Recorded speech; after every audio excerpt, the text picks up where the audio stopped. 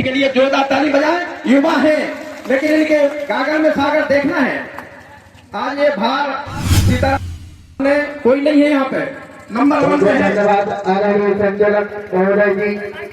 सर्वप्रथम मैं नमन करता हूँ चौड़ा के महासागर भगवान गौतम बुद्ध के चरणों में, जिन्होंने हमें दया और शांति का मार्ग दिखाया।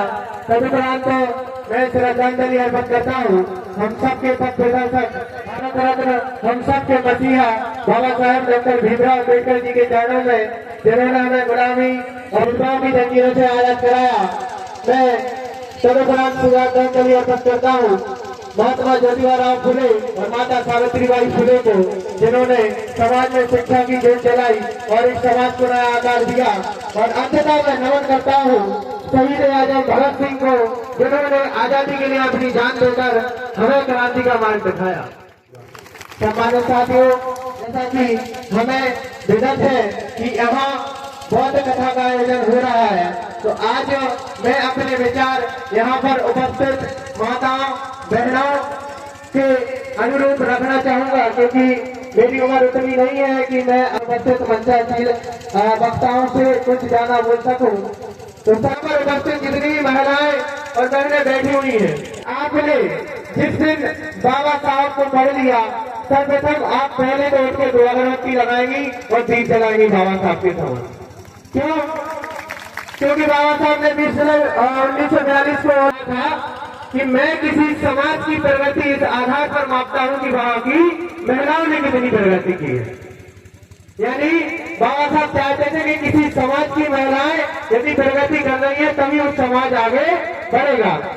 यदि आप आज यहाँ बैठी हैं तो बाबा साहेब डॉक्टर भीमराव अम्बेडकर।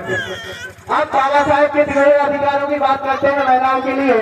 यदि आपको संपत्ति में अधिकार मिल रहा है तो बाबा साहब की देन है। यदि आज आप वोट डालने जा पा रही है तो बाबा साहब की देन है। यदि आप गर्भवती हैं और 7 या 8 महीने में ऑफिस में वर्क करती है, यदि आपको लीव चाहिए तो आपको छुट्टी आसानी से मिल जाएगी, वो बाबा साहब की देन है। यदि आप प्रशासन में देखें या समाज में देखें, किसी भी टॉपिक को आप उठा के देख लीजिए, हर जगह बाबा साहब का योगदान है। बाबा साहब ने समाज के लिए बहुत कुछ किया है।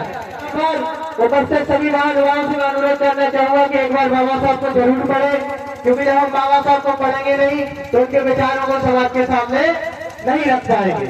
हमें विदित होना चाहिए कि हम बाबा साहब के विचारों को पढ़ें, उन्हें समाज के सामने बोले। बुद्ध का भी कहना है कि अब तो दीपो भवा, यानी स्वयं अपने दीपक बनो। अंततः कमेटी को और आयोजक समिति को सभी को बहुत बहुत धन्यवाद देता हूँ कि आप लोगों ने बहुत अच्छा आयोजन किया और यहाँ पर बोलने का अवसर दिया। इन्हीं शब्दों के साथ मैं अपनी गाड़ी को विराम देता हूँ। जय हिंद, जय भारत।